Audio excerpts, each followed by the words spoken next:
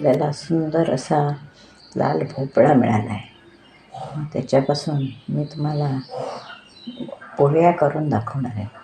तर पहिल्यांदा काय करणार आहे, तर हा मी भोपळा व्यवस्थित सोलून तुकडे करून तो वाफवून घेणार आहे आणि नंतर मग तुम्हाला पुढचं साहित्य आणि कृती दाखवणार आहे. नमस्कार. मी आता हा भोपळा उकडवून घेतलेला आहे. मी तुम्हाला मगाशी भोपळा दाखवला आहे, तर तो मी वाफवून घेतला आहे चिरून. तर ह्या भोपळ्याच्या आपण तिखट पुऱ्या करणार आहोत. तर आता हा भोपळा मी चांगला मॅश करून घेणार आहे. म्हणजे पीठ सगळं मिश्रण घालून सुद्धा मॅश केला तरी चालणार आहे. त्याच्यामुळे यामध्ये मी आता पहिल्याप्रमाणे चवीप्रमाणे मीठ घालणार आहे. त्यानंतर पांढरे तीळ थोडे वरून लावायला ठेवते, छान दिसतात. त्यानंतर लाल तिखट, थोडं हिरवं तिखटही घालणार आहे म्हणून लाल तिखट बेताचं घालते. तिखट, हिंग, हळद, ही दोन्ही धना आणि जिरा अशी एकत्र पावडर आहे. धण्या जिऱ्याची पावडर एकत्र केली आहे मी ती. धण्या जिऱ्याची पावडर, त्यानंतर कोथिंबीर,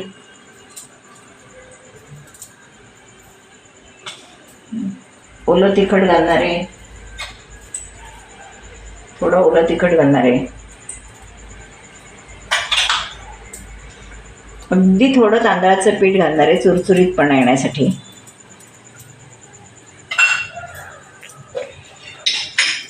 कच्चं तेल, पोळ्या खुसखुशीत होण्यासाठी कच्चं तेल. आणि आधी हे सगळं मी कुस्करून घेणार आहे चांगलं. त्याच्यातच आता मी मावेल एवढी कणिक घालणार आहे. ओवा राहिला आहे घालायचा, ओवा घालते. ओव्याचा पण स्वाद छान येतो. असा कुस्करून घालायचा ओवा, म्हणजे असा हातावर, त्याचा वास छान येतो. हे असं आपण कुस्करून घेणार आहोत व्यवस्थित भोपळा. आणि त्यामध्ये जेवढी मावेल तेवढीच मी कणिक घालणार आहे. खूप सुंदर पुऱ्या होतात. 4-6 दिवस टिकतातही, म्हणजे प्रवासाला वगैरे न्यायच्या असल्या तरी सुंदर टिकतात. बरोबर लिंबाचं लोणचं म्हणा, दही म्हणा, काहीही चालतं. अगदी चहाबरोबर अशीच खायला सुद्धा ही पुरी छान लागते. भोपळा मात्र चांगला उकडवून घ्यायचा. मी भोपळ्यात पाणी घातलं नव्हतं, कारण असाच भोपळा वाफवून घेतला होता.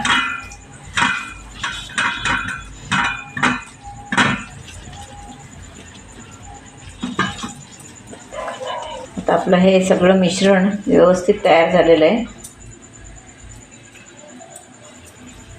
त्यामध्ये आपण मावेल एवढी कणिक घालणार आहोत. हे मी प्रमाण तुम्हाला सांगू शकत नाही, कारण जेवढा म्हणजे आपल्याला पुऱ्यांचं पीठ आपण जसं भिजवतो तसंच हे पीठ भिजवणार आहोत. घट्ट असं कमीत कमी पीठ लावता लाटायच्या असतात या पुऱ्या. म्हणजे तेल खराब होतं म्हणून पुरी लाटताना तेल हे कमी लावायचं, पीठ कमी लावायचं. तर मी अशी ही घट्ट कणिक भिजवून घेते. असा हा आपला छान गोळा पिठाचा भिजवून तयार आहे. भोपळ्याच्या तिखट पुऱ्या. आपण घारगे करतोच नेहमी, आज आपण तिखट पुऱ्या करणार आहोत. पुऱ्यांची कणिक छान मळून तयार आहे. 15 मिनटं मी त्याला रेस्ट करायला पण ठेवली होती. तर आपण ती नाही करून त्याचे गोळे करून घेणार आहोत. छोटे छोटे पुऱ्या काय फार मोठ्या करायच्या नाही. पोळीसारखं करून पुऱ्या केल्या तरी चालतील, किंवा ज्याला जमेल त्याने साध्या लाटूनही कराव्यात. असं मी आत्ता साध्या करणार आहे. आपण गोळे करून घेतले आणि त्याच्या आपण पुऱ्या लाटणार आहोत. ही पुरी फार पातळ करायची, ही पुरी फार पातळ करायची नाहीत. जरा वर तीळ लावणार आहे छान दिसण्यासाठी, आणि लागतात पण चांगले. आता थंडीचे दिवस आहेत, तीळ छान वाटतात, दिसतातही चांगले आणि लागतातही चांगले. अशा मी आता पुऱ्या लाटून घेते आणि मग आपण एकदम तळूया. 5-6 झाल्या की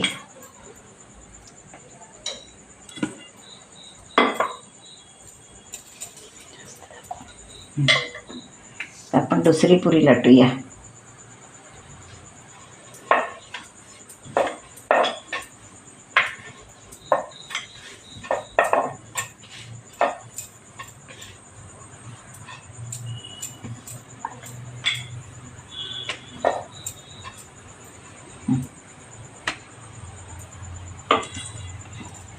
मी करून घेते आणि तळून दाखवते तुम्हाला. आपल्या छानपैकी पुऱ्या तळून झाल्या, लाटून झाल्या आहेत. आता आपण त्या तळून घेणार आहोत. एकदम सगळ्या लाटून घेतल्या आहेत म्हणजे मग तळायलाही बरं पडतं. तेल चांगलं तापलं आहे. असा गोळा, बारीकसा गोळा टाकायचा, तो वर आला व्यवस्थित तर आपलं हे व्यवस्थित तापलेलं आहे. एक पुरी आत सोडते.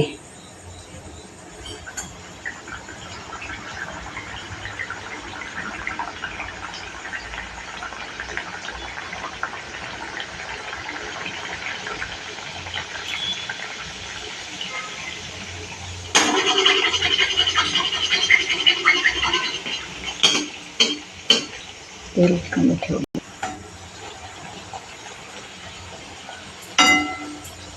किती सुंदर कलर दिसतोय बघा.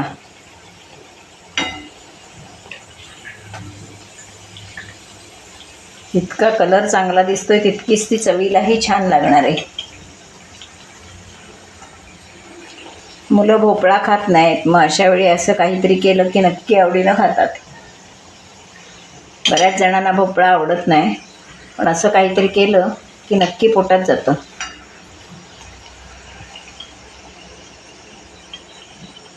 बघा किती छान कलर आलाय तो.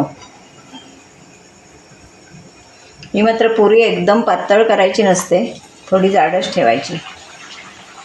अशी जाळीवर ठेवणार आहे मी तिला. तेल तापलं की त्या छान फुलतात.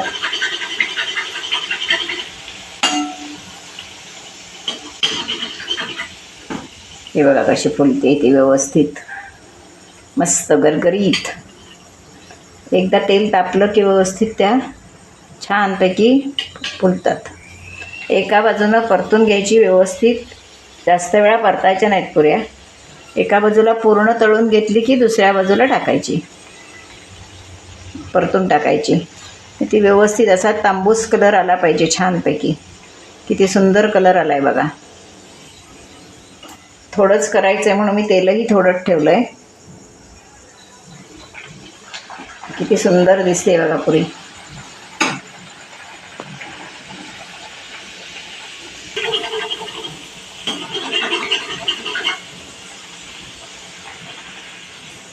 हे बघा अशी टम्म फुगली. ही पुरी दह्याबरोबर, चहाबरोबर सुद्धा, कशाबरोबरही छान लागते. अशीच खाल्ली तरी सुद्धा ती छानच लागते. आणि त्याच्यात मुळात भोपळ्याचीही छान चव आहे. प्रवासाला सुद्धा न्यायला छान पुरीचा प्रकार आहे.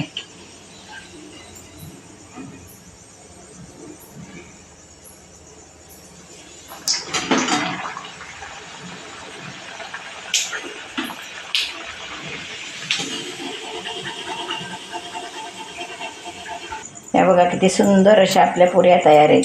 तर आपण त्या सर्व करूया. मस्त टम्म फुगलेल्या पुऱ्या किती छान झाल्या आहेत बघा.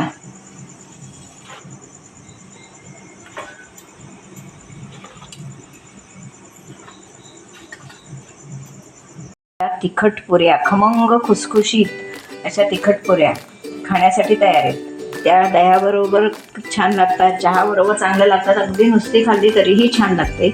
अशी ही प्रवासाला नेण्यासुद्धा एकदम उत्तम पर्याय आहे.